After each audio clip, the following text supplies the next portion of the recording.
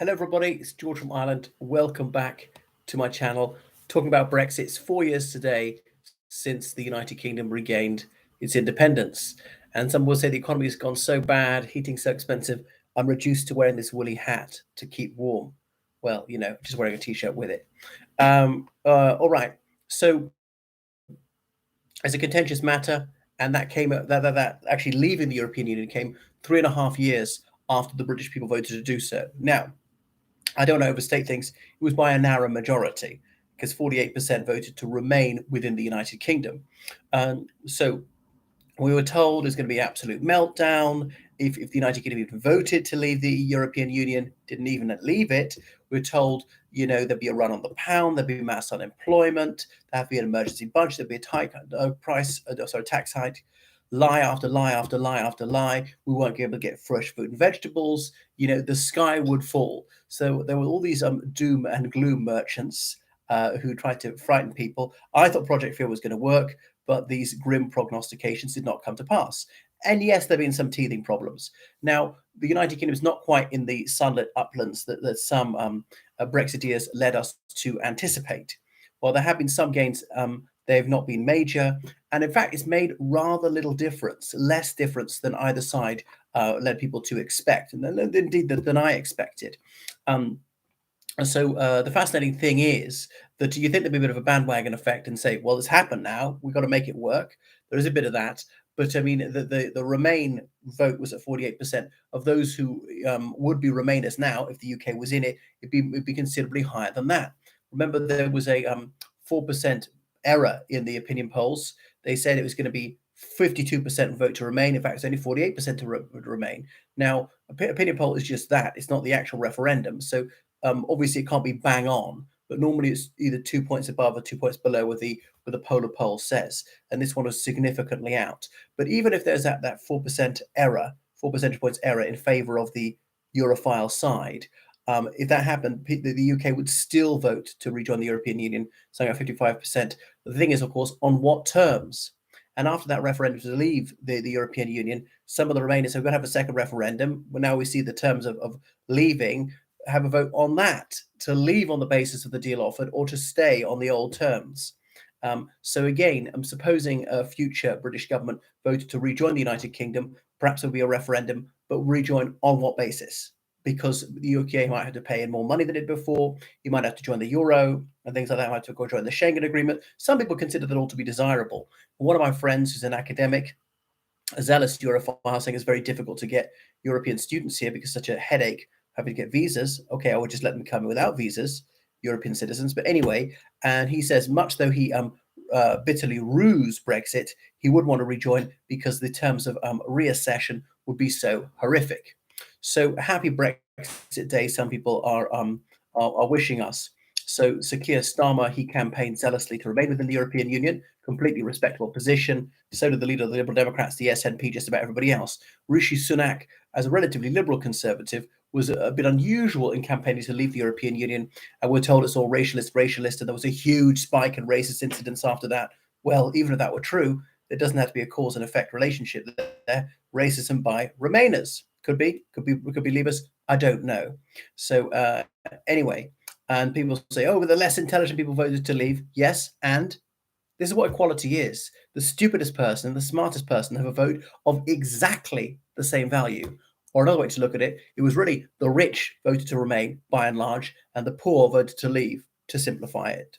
Anyway, so what's happened? So Labour wants a more cordial relationship with the European Union, but they have excluded the possibility of rejoining the European Union. Likewise, the Liberal Democrats. And I mean, I remember some Lib Dem voters saying, oh, I hate the Conservatives, I'm going to vote Liberal Democrat because of Brexit, and pointing out, wait a second, and that will have precisely zero effect on Brexit, since the Lib Dems have vowed that they will not try to take the UK back into the European Union.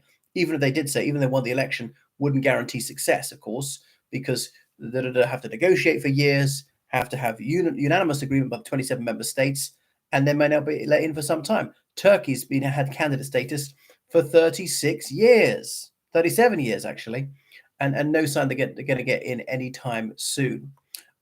Anyway, so people say, well, the leavers say, well, look at the United Kingdom. Its economy has grown faster than Germany's over the past 8 years. Italy, Japan, I know Japan's not in the European Union, and several major European countries. Not quite as fast as France, but looks like it's overtaking it.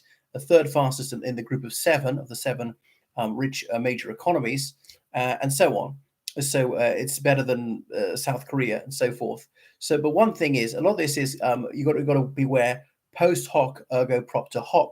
Just because this happened after Brexit, that doesn't prove it's because of Brexit. It might have happened anyway. It might have happened despite Brexit, or maybe if were it not for Brexit, British growth would be faster than it is now. And indeed, growth up until 2006 was actually better than since 2006. It's been kind of anemic, been like 1%, 2% since. And France, Germany, Italy, their modest growth, or Germany slipping into recession, that doesn't prove that it's because they're a member of the European Union. So we've got to be very careful. Like a bit like saying, I walked out of the house, then it started raining. Oh, it started raining because I walked out of the house. No, if there are two events, the latter event isn't automatically caused by the earlier event. Um, anyway, so we go on. So the United Kingdom has saved a fortune because it was paying so much into the European Union. 20% of EU funding came from the United Kingdom. Of course, some European Union member states, mostly in Eastern Europe, are net recipients. So the UK had to give 3/4 of all its customs revenue to the European Union. And it's true the EU spent some money in the UK as well. But anyway, the UK was definitely paying in far more than it ever got out of it. So that's about £3 billion a year in saved custom revenues alone. Now, in the grand scheme of things, that's not an enormous amount. The British budget is about £1.1 trillion a year. So it's about 0.3% of that. But anyway, not to be sneezed at.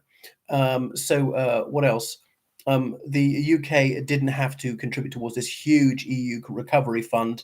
Obviously the richer ones are paying out for that. The UK would have been one of the richer ones. So anyway, the United Kingdom has obviously successfully negotiated trade deals with 73 countries out of 193. Some cases, it's just following on the European Union trade deal, try and negotiate something more advantageous. But if this is a success, it's been a communications disaster.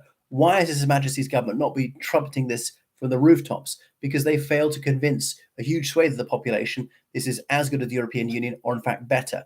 Now, I haven't gone to the granularity. These trade deals are often very technical, thousands upon thousands of pages long, couched in just impenetrable legalese. Right, the incomprehensibility of many of these things means that some people say, well, we can't have Joe Public voting on this because they're simply beyond his ken. So trade deals with Australia, New Zealand, Malaysia, Mexico, and so forth.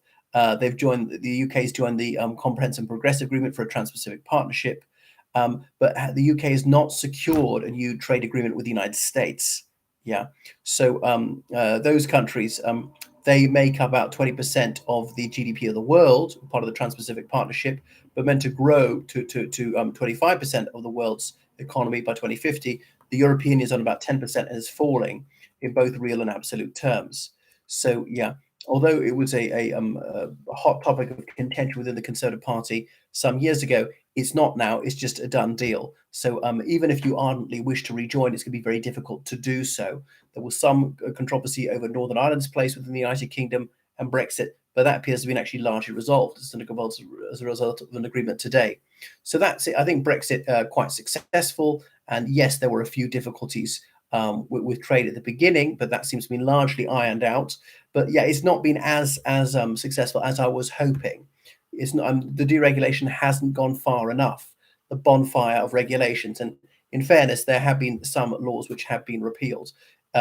European Union immigration is down. Is immigration everywhere else is hugely up. Now, I want immigration. I'd be daft not to want it. So you might say, but there's net 750,000 immigration. That's true. And if it weren't for Brexit, it'd be even higher than that. So obviously, we need immigration. So immigration can be magnificent, but it's got to be a sensible level of desirable individuals. Anyway, thank you so much for watching my channel. Make sure you subscribe on Patreon, donate on PayPal, georgecallahan79@gmail.com. Goodbye, everyone. Toodle pip. Au revoir. Auf Wiedersehen, pet. Sorry, auf Wiedersehen.